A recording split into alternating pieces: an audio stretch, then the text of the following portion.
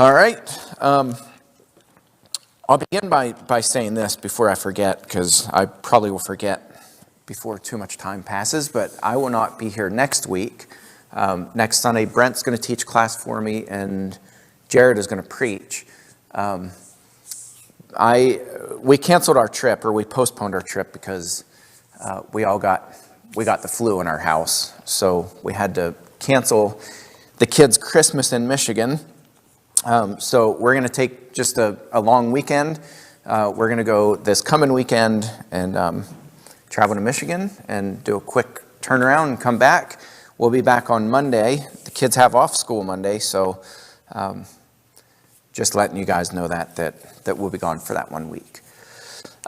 So finding hope in a troubled world. Last week we talked about the importance of assessing situations. So when tragedy strikes, it's important to kind of look around and take it all in and kind of assess and take our time to assess and figure out what happened.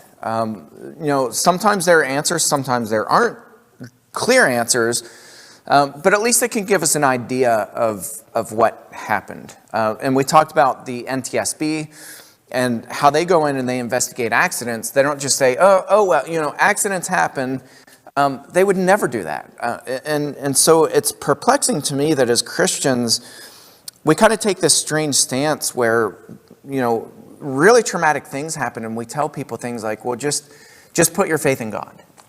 Well, that sounds wonderful, but that doesn't help us overcome or find hope whenever things are really bad. And in fact, I think in a lot of ways that kind of gives God a black eye.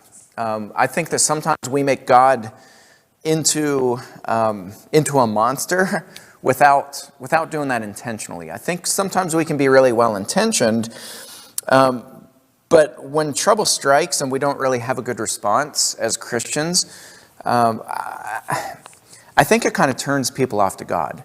And I'll mention this in the sermon, what I'm about to say next. But I was talking to a good friend of mine.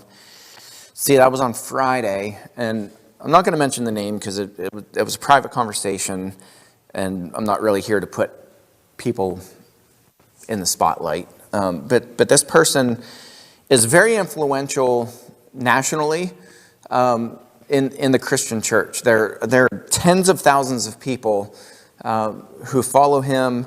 He has a lot to say about the church. He has a lot of just has a really big platform.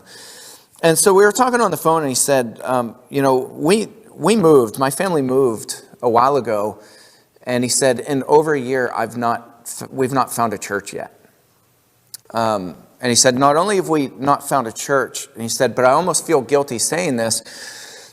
He said, we feel this overwhelming, almost sense of relief that we've been freed from the church. And he's like, I hate admitting that to a minister. And he's like, but we're finding out that the church had so much toxicity and irrelevance in our life. And he said, the more we talk to people who've been burned just by life circumstances, and to hear how the church responded, the less likely we are to go back to church. And I thought that was such a powerful statement to me, talking about the irrelevance of the church. And we don't think about that often, right? Like, we think as Christians, we're in our own little bubble, and the church probably, well, hopefully, has a lot of relevance in your life. But kind of taking a step back and looking globally or nationally, or even in our own community, how much relevance does the church really have? And his point was in the context of people who experience trouble. The church causes more harm than it does healing. I mean, that was a profound statement to me. And, I see this, I witness this almost on a daily basis. But to hear somebody who has that big of a platform say that we feel almost a sense of relief that we're not able to find a church because there's more peace in our life without the church. That's profound. So that tells me that we have a lot of work to do when trouble strikes, right? Because it's going to happen with all of us. Trouble will strike, right? If you've not experienced it already in your life, you will. I mean, that's life. So today, instead of talking about assessing, we're taking a little bit of a shift, and we're talking about reconstruction. So it's that actual process of reconstructing to say, all right, what are the nuts and bolts of what happened? And why is that important?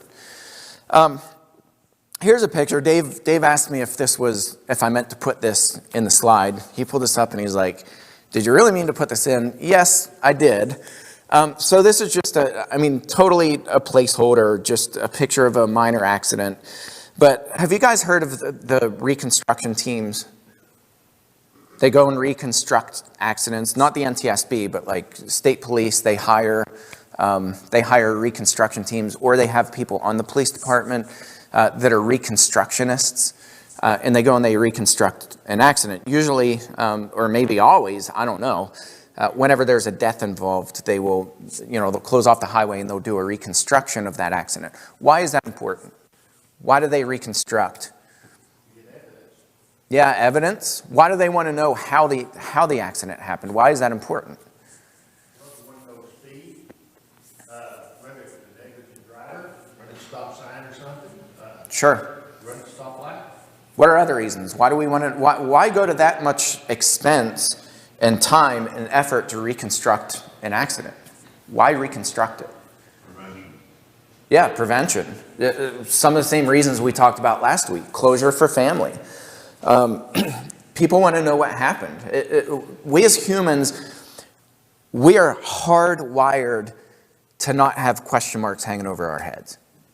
Do you ever have anything that can't be answered and it just drives you insane? Or somebody says they have a secret, which drives me insane. I hate when people say, I have a secret. Okay, what is it? I'm not telling. I'm like, well, you're a loser. Right? Like, it drives me nuts.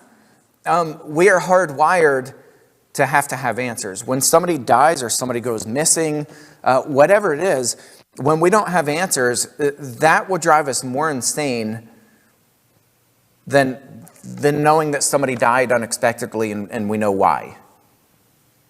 Right? Like, we can deal with that concreteness of death, the finality of it. It's not great. It's not fun to walk through that. But when there's a big question mark and we don't know, it drives us insane. So when tragedy strikes, it's really important for us to get this right. Now, with that said, here's where I think we go wrong sometimes, is that, right, we as Christians also are kind of hardwired, whether we know it or not, we're hardwired to give answers, especially personalities like mine. Anybody have a personality like mine where you're a fixer? Yeah. Doesn't it drive you crazy? Yeah. So Natalie's not a fixer. At least not to her core. So for her, she will vent about all these really horrible things that happened at work, right?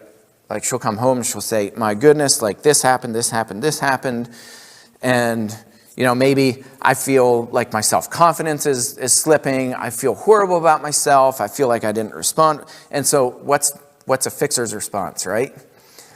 Let me pull up a chair. Let me offer you some advice, right? Let me tell you how to fix it, Leah. And the response is what, right? I'm not looking for answers. I'm not looking for help. I don't want it fixed. I just want to talk about it. I just want to get it off my chest, right? So fixers, we are really prone to dig right in there and like, we're going to sweep into your life and tell you how you can fix it. And we're just wired that way. So as Christians, we're kind of also hardwired, right, to fix things and to tell people, well, especially with tragedy, with trauma, with trouble, we don't like to see people suffer, right? Human nature is unless you're sick and twisted, we don't like to watch people suffer. We don't like it. It makes us uncomfortable. We want to fix it. And we say, well, God has all the answers. God can fix anything in your life. Well, yes, and no. So here's part of the problem. And then we're going to get into scriptures, I promise. So I'll sweep this up really quickly. Here's part of the problem. Our memories, our minds, the way that we perceive things in life are really, really fallible. I mean, really fallible. So there was this important study that was done in 1974 by these psychologists, Loftus and Palmer. The title of their project was called Reconstruction of Automobile Deconstruction. So they hypothesized that our memories are really, really not only fallible, but malleable. That we can go in and we can actually mess with people's memories, and we can create memories, or we can take away memories, or we can shift memories, or we can bend memories just based on power of suggestion, just words. And so they did this study, and it was really important. The first part of the study, what they did is they took a group, and I forget how many there were. I'm going to say like 60 people, and they had a control group and, a random group. And so, this was like a legit study. They showed videos of multiple car accidents, and here are some of the words that they used. They said, what would you estimate was the speed of the cars when they contacted each other? And then they went back to another sample, and they said, what do you think the speed was when the cars hit each other? And then they went back and they said, well, what do you think the speed of the cars was? What would you estimate when they bumped into each other? What do you think the speed was when they collided with each other? And then finally, what do you think the speed was when they smashed into each other? And this is graphed out. I didn't grab the graph to put it in here, but it's really telling to see it. Starting with the word contacted, going to hit, bumped, collided, smashed. The speed on the graph dramatically increases as people retold how the accident happened. That word smashed, the speed was on average 10 miles per hour faster than the first word when they contacted each other. So they were like, all right, well, this is pretty telling, so we want to test this again. So they took a bigger group of 150 people, and they showed 11 minutes of these cars driving through the country, just boring, routine. They're kind of driving out in rural areas, followed by a 30-second clip of a multi-vehicle accident. And they started asking, they took the first group of 50 people, and they said, how much broken glass was on, how many cars had broken glass and then they started using some of these same words. When they bumped into each other, when they collided, when they hit, when they were smashed into each other. When they used that word smashed, I forget how many it was, but out of these different samples, nearly all of them said that there were at least one vehicle, but usually more, that had broken glass that landed all over the road. The reality is that exactly 0 cars had broken glass. We actually can shift people's memories. So this is important because when tragedy strikes, when people face trouble in their life, we tend to think of details that didn't really happen. When people retell stories, and I do this all the time, I am extremely guilty of doing this. When people tell me things and I retell somebody else's story, it's always, without fail, it is always wrong. Details are wrong. Somewhere in that story, I get things wrong. And usually, I make things worse than what was actually reported to me. And so this is kind of important because this whole reconstruction process, when trouble strikes, it's kind of important to take the emotion out of it and look at the facts and say, okay, what really happened? Pulling all the emotions aside, pulling all these emotional words aside, Like just looking at the facts, what happened. And we're not good at doing that. We're really not good at doing that. So here are a couple scriptures, and I want to demonstrate this, in real time. So, right, context is really important. Context is super important. When trouble happens in our lives, context is everything.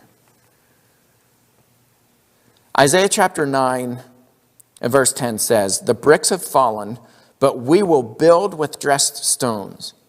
The sycamores have been cut down, but we will put cedars in their place." So it's this idea of bad things have happened. All these physical things have crumbled, but we're going to go back and we're going to rebuild. We're going to build it stronger. Where the sycamores have been cut down, we're going to put cedars in their place. We're going to put these strong trees in their place.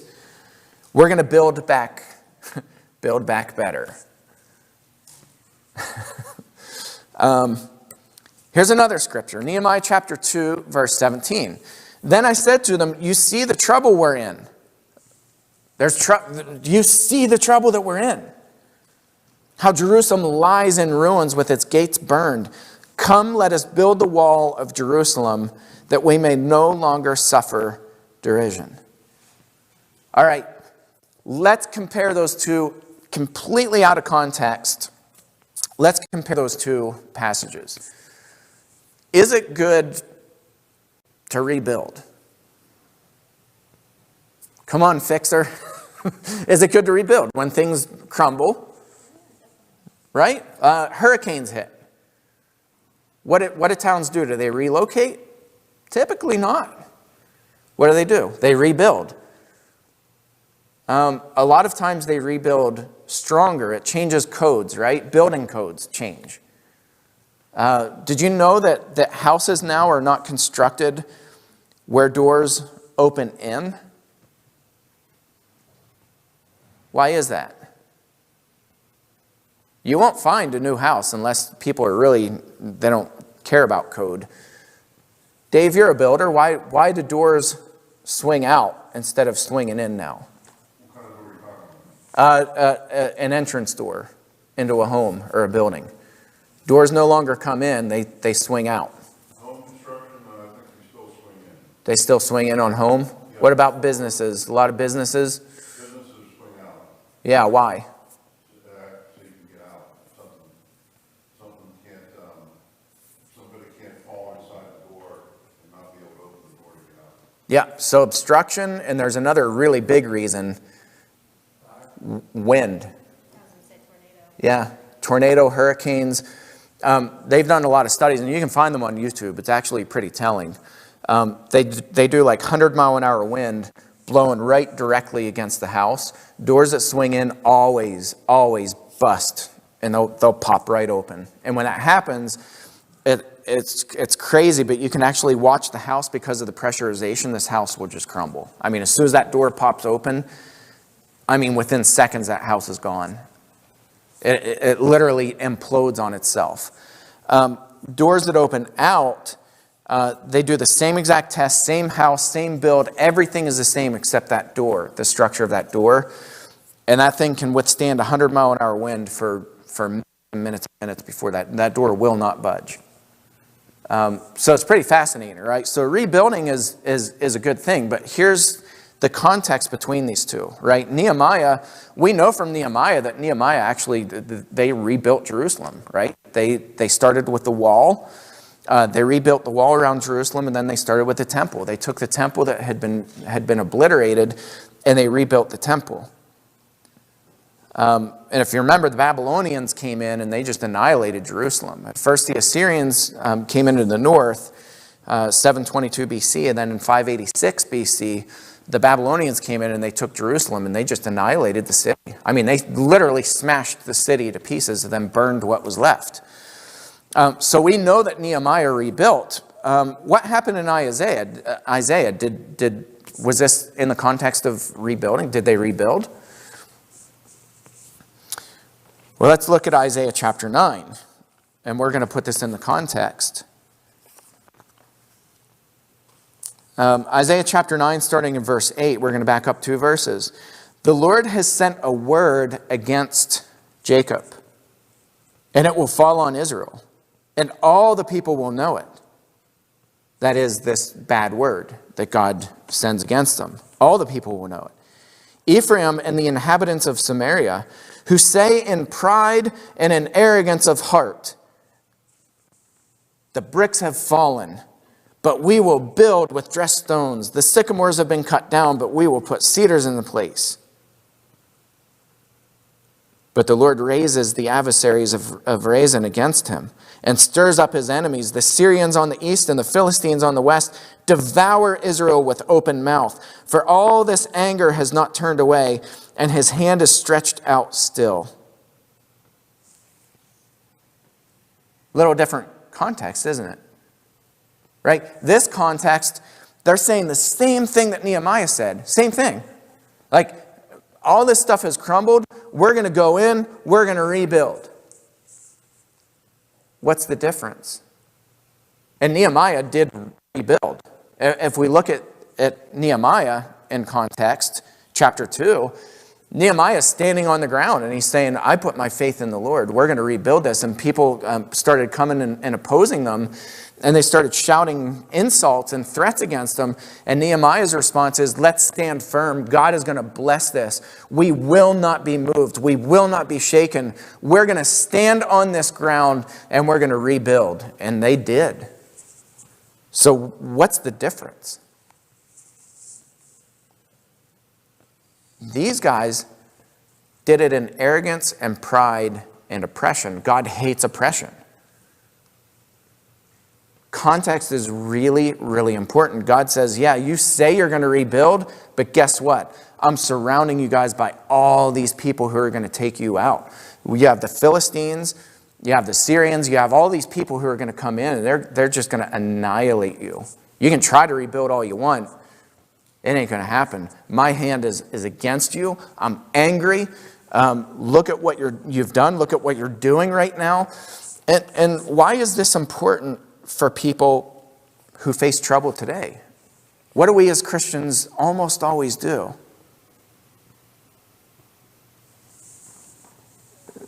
This message. Regardless of the circumstances, we tell people, just rebuild. Just have more faith. God will build your life back up. Things will get better. Things are going to be awesome. Just as Christians, like you might fall down for a time, but and then we print off the footprints in the sand. That poem. We print that off, and we're like, just hang this on your wall. Like, it may feel like you're alone right now, but God is with you. And right, we say all these things without any context. And context is everything. In Isaiah, the people are saying the same exact thing, almost verbatim, that Nehemiah is saying. The difference is that one group is rooted in oppression and wickedness and arrogance and pride, and the other group is rooted in what? Humility, faith, trust in God, righteousness. There's a radical difference. Absolutely. And they're with us. They will always be with us. Yeah. We need to be with the mindset of being first Christian and looking for God's will to do His will, not our own. Yeah. So, I say this because reconstruction in the middle of trauma, and I want to be careful here because I don't want you guys to think that I'm saying, well, we need to go in and take inventory of other people's lives and be like, all right, look, here's what happened. Your house burned down because, you were an idiot and you plugged in your hair straightener and you left it on for 4 days. And, there's a time and a place, right? That's not helpful. What is helpful is to put things in its context and to help people walk through that in a very delicate way, and to say, let's look at the facts of what happened in your life and find out, is it time to start rebuilding? Not hurling these cliches at people and saying, well, things will get better, put your faith in God, forgive and move on. All these cliches that we hurl at people completely out of context. I don't think that's the right approach. I think the right approach is to, first of all, try to figure out what happened. Not next week, but the week after, we're gonna talk about grieving, taking time to grieve. That's an important part of the process,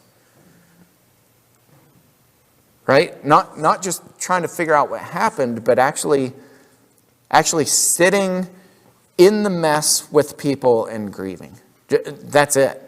I mean, just sit and weep with people. Or if you experience the tragedy yourself, you taking time to grieve. Taking time to cry, taking time to cry out to God, taking time to lament, taking time to ask God why, even though you may not get the answer. That's such an important part of processing trauma and moving towards hope. So this is, I'm kind of taking different pieces to the puzzle, and they may seem really scattered right now, mostly because my brain is scattered. That's just how I think. But we're going to start piecing this together, and it's going to start making sense, where we say, okay, there's kind of a context to hang our grief on, where we can start making sense. All right, here's another analog, an analogy, right? Why do we put so much stock in autopsies when people die? In the end, does it matter how they died? Yeah, it does matter. It does matter. Yeah. We need answers. And so why is it that in every other aspect of life, it's so important for us to make sense of the things that don't make sense? It's so important for us, except when it comes to Christianity. Then all of a sudden, that all goes out the window, and we're like, well, God uses all things for His glory. That doesn't give you closure. In fact, I think that does the opposite. I think that confuses people even more. How can God use this tragedy in my life for good? That doesn't even make sense, right? So these autopsies, going in and really figuring out what happened is so vital. It's so important just to get closure, right? To make sense of the trouble and tragedy and trauma that's happening in our lives. It's really important. That's an important part of the process. And I feel like when we take that away, we find things like what my friend says, where he says, I'm actually relieved being away from the church because I found out the irrelevance of it in my life and in other people's lives when they experience trouble. I mean, that was so profound to me when I heard that. So we can't strip away this process of putting things in the proper context and saying, okay, is it the right time to rebuild? Well, in Isaiah, God says no. In Nehemiah, God says absolutely. Right? Context is important. Reconstructing things is important. Here are some other scriptures that I think are so important, in the context of trouble, trials, tribulation, trauma. God says, I despise your feasts, and I take no delight in your solemn assemblies. This kind of takes the wind out of the sail for people who are like, well, worship is the answer to everything. Just go to church and God will take care of your life. Not here, not in Amos. God says, I hate them. I hate your assemblies. I hate your sacrifices. Even though you offer me your burnt offerings and grain offerings, I will not accept them. And the peace offerings of your fattened animals, I will not look upon them. Take away from me the noise of your songs. To the melody of your harps, I will not listen. Okay, well, what do we have here? We have worship. We have praise, right? We have assembly. And we have sacrifices. What do we know about those things as Christians? Translate that into New Testament Christianity. Take away the word sacrifice. right? Which was how they atoned for sin, and replaced that with the word baptism. I hate your baptisms. I hate your worship assemblies. I hate your songs. I won't listen to them anymore. What do we know about these things that are mentioned? Well, I translated into the New Testament, though. What do we know about? What do we know about baptism? What do we know about assembling together? What do we know about? They're required, right? They're commanded for salvation. God says, I want nothing to do with them. I hate them. I despise them. I mean, if that doesn't promote a sucker punch to the gut, I don't know what does. What about Isaiah 1, 11 to 15? What to me is the multitude of your sacrifices, says the Lord. I have had enough of burnt offerings of rams and the fat of well-fed beasts. I do not delight in the blood of bulls or of lambs or of goats. When you come to appear before me, who has required of you this trampling of my courts? Bring no more vain offerings. Incense is an abomination. He's commanding these things. And he's saying, stop bringing them. Stop your sacrifices. Stop bringing me incense. I don't want it. I don't want to see them. I don't want to hear them. I don't want to smell them. New moon and Sabbath and the calling of convocations, I cannot endure iniquity and solemn assembly. Your new moons and your appointed feast my soul hates. They have become a burden to me. I am weary of bearing them. When you spread out your hands, what do we know about spreading out your hands? That's a sign of what? Worship, humility, prayer. When you spread out your hands, I will hide my eyes from you. Even though you make many prayers, I will not listen. Your hands are full of blood. Again, context, right? In the midst of trouble, telling people, I see this at funerals a lot. There's this really bizarre thing that happens that I see among a lot of ministers at funerals.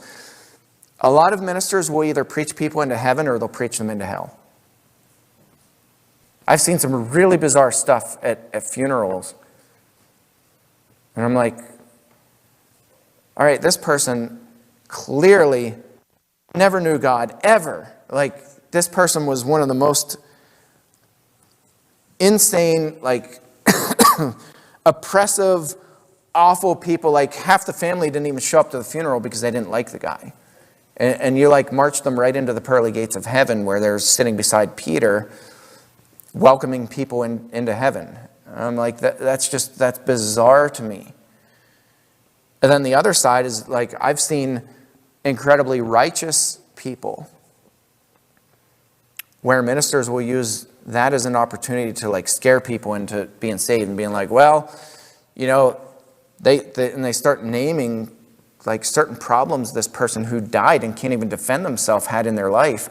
And they're like, you know, I know they're writhing in hell right now. Like, I've heard ministers say that at funerals, and I'm like, what are you doing?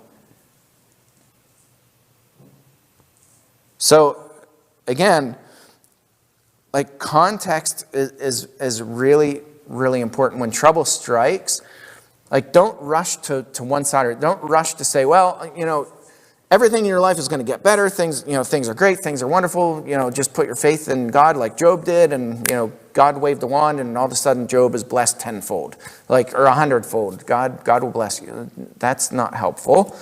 Neither is telling people that this all happened because, you know, and you start rattling off things like Job's friends did, right? These things happen because you probably have some hidden sin and, you know, on and on and on. Those aren't helpful. And in this context, what's not helpful is people who go to church, who offer sacrifices or who are baptized, who pray often.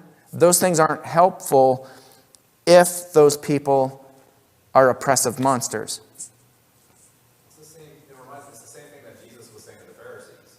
Yeah. You want to have done this while also doing the other. Yeah. So Jesus says, Not just the that's work right. part while and forgetting about all the other things that are important. That's right. Uphold the law of God, and live righteously, right? Like, be kind to people, be compassionate, be honest, be fair. Another way to put it, kind of a modern way to put that is be ethical. Don't just be moral, be ethical. Jesus says this. As Jesus passed on from there, he saw a man called Matthew sitting at a tax booth, and he said to him, "Follow me." And he rose and followed him. And as Jesus reclined at table in the house, behold, many tax collectors and sinners came and were reclining with Jesus and his disciples. And when the Pharisees saw this, they said to his disciples, "Why does your teacher eat with tax collectors and sinners?" Those people, right? But when he heard it, he said, "Those who are well have no need of a physician." Who's he addressing here? The same people we're talking about, people who are living in trouble. That's who Jesus is talking about. That's who he's ministering to. People who are well don't need a physician, but those who are sick. Go and learn what this means. I desire mercy and not sacrifice. Kind of sounds familiar, right? Based on these scriptures, right? God hates sacrifice in certain contexts. If you're oppressing people, if you're being nasty, if you're being mean, if you're full of pride, if you have all kinds of arrogance in your life, if you're a liar, if you're a cheat, if you're stealing, if you're a fall-down drunk, none of these things matter. Jesus says, those who are well have no need of a physician, but those who are sick, go and learn what this means. I desire mercy and not sacrifice, for I came not to call the righteous, but sinners. And Jesus is quoting Hosea 6:6 in that passage. For I desire steadfast love. There's a little footnote here. See that little A? The Septuagint, which is the Greek version of the Old Testament scriptures, which is what Jesus is quoting from, says mercy instead of steadfast love. For I desire steadfast love or mercy and not sacrifice, the knowledge of God rather than burnt offerings. What would God prefer? All right, let's wrap this up because I'm hard against the clock. In the context of trouble, in the context of reconstructing things, trying to figure out what went wrong, sitting with people, all of that, what matters more to God? That we get all the I's dotted and the T's crossed, that we show up to worship, that we pray to God, that we're baptized, that, on and on and on. Does that matter more to God? Or that when somebody's in the midst of trouble,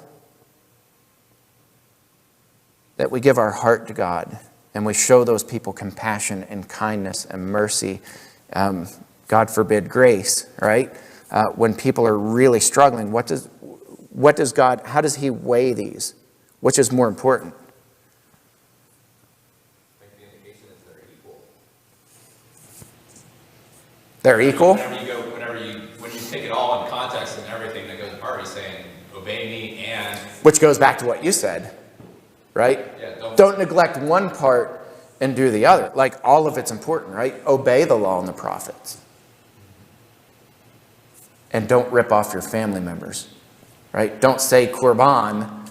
That was one of the things that Jesus said. Don't say Korban to people, where it's this the inheritance, and people. There was kind of a loophole of getting out of paying an inheritance or helping your parents out. There was like this loophole, and Jewish people found this loophole, and they were keeping all of that money to themselves when they should have been taking care of their ailing parents. Jesus is like, don't do that, do it all. So yeah, no, I think you're right. I think in the context, all of it's important. Do it all, right? Don't neglect one and do the other. Don't have mercy, but you can't grace a worship service. Don't have mercy, but yet, what's another example? You can't be bothered to be baptized. Like, it's not a big deal. So, yeah, maybe the answer is they're weighed exactly the same. Have mercy on people who are struggling. Don't go to the rich, to the well, people who are well. They don't need a physician. Go to people who are struggling. Go to people who are living in trouble. Help them assess it, sure. Help them reconstruct it, sure. But the bigger picture is sit with them in mercy, show them mercy, extend mercy and grace and kindness.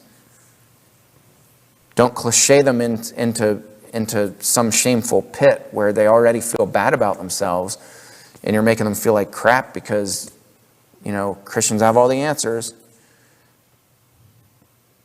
All right, I'm going to stop there. I know some of this still might be a little bit cloudy. I promise we'll tie this up a lot neater in 2 weeks whenever we come back. All right, thanks, guys. We'll see you.